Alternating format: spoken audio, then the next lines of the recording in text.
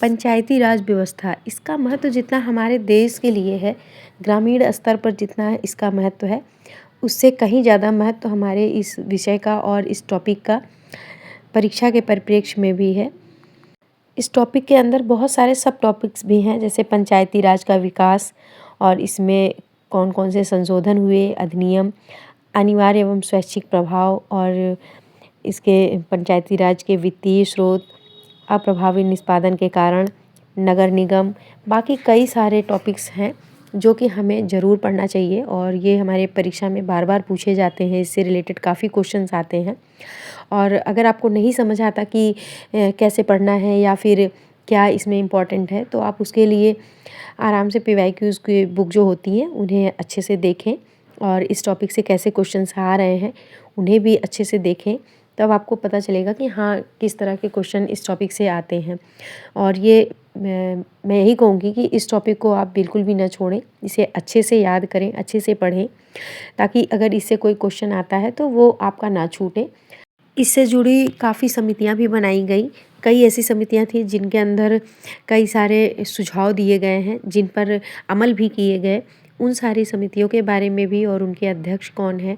हालांकि अध्यक्ष तो बहुत कम पूछे जाते हैं, लेकिन समितियों से रिलेटेड क्वेश्चंस आते हैं, तो वो सारी चीज़ें आप अच्छे से पढ़ लें और किस समिति के अंतर्गत कौन से सुझाव दिए गए हैं और उनमें से क्या इम्पोर्टेंट सुझाव रहे हैं, किन पर अमल हो रहे हैं, जो अभी भी कार्य कर रहे हैं हमारी पंचायती राज व्यवस्था के अंतर्गत, तो उनके बारे में आप अच्छे से डिटेल में पढ़ लें, ताकि आपका ये जो टॉपिक है अच्छे से तैयार हो जाए।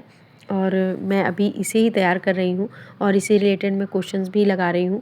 तो इससे होता है ना कि आप इस किसी भी टॉपिक को अच्छे से आप पढ़ें 1 से 2 बार।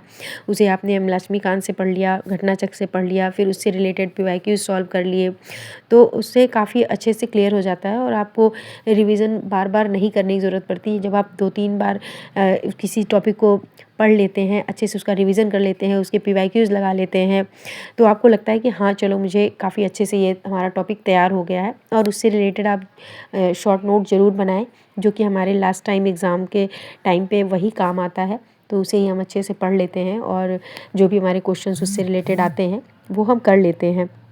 और अब मैं जब भी कोई टॉपिक करूँगी तो आपको उससे रिलेटेड उसके बारे में ज़रूर बताती रहूँगी कि हाँ, उसमें क्या इम्पोर्टेंट है, क्या आपको पढ़ना है, कौन से क्वेश्चंस आपके आते हैं और कैसे आपको नोट्स बनानी है। वो सारी चीज़ें मैं वीडियो वाइज़ मेंशन करती जाऊँगी, तो आप भी अपनी तैयारी करते रहें। और आगे भी मैं इस पॉलिटी को तैयार करते हुए जो भी इम्पोर्टेंट टॉपिक्स होंगे उससे रिलेटेड आपको वीडियो डालती रहूँगी, आप भी देखते रहें। इससे आपको भी ये समझ आ जाएगा कि हाँ, कौन कौन से टॉपिक ज़्यादा इम्पोर्टेंट है, किन्हें ज़्यादा पढ़ना है, कैसे पढ़ना है।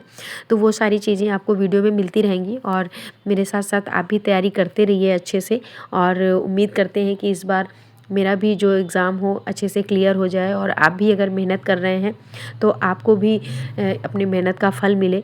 पूरी मेहनत और ईमानदारी के साथ लगे रहिए और ऐसे ही अगर आप कंसिस्टेंसी के साथ किसी भी सब्जेक्ट को, किसी भी तैयारी को करते रहते हैं तो उसका जो फल होता है ना, वो पॉजिटिव ही आता है।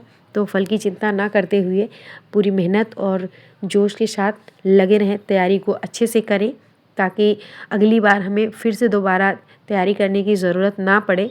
एक ही बार में हम अपने लक्ष्य को प्राप्त कर लें।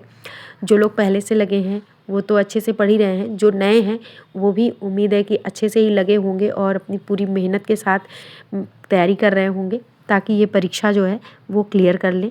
इसी के साथ वीडियो का एंड करते हैं, मिलते हैं नेक्स्ट वीडियो में। Bye bye, take care and thank you.